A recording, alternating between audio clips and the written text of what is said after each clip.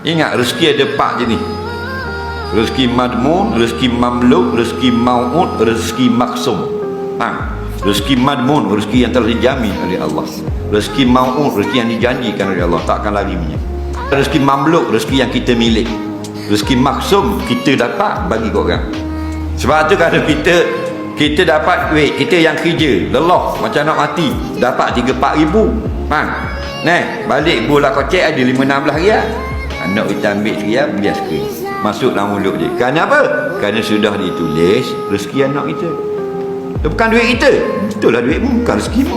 Kerana makna rezeki, ar-rizqu ma'nahu ma yang fa'uka, makna rezeki perkara yang memberi guna kepadamu. Mu boleh makan tak pitimu? Dah boleh makan, bukan rezekimu.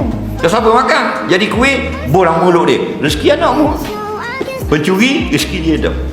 Dah rezeki mana curi orang? Ar-rizqu ma yang fa'uka walau kana muharrama. Rezeki itu benda yang beri guna walaupun haram cara mendapatkannya.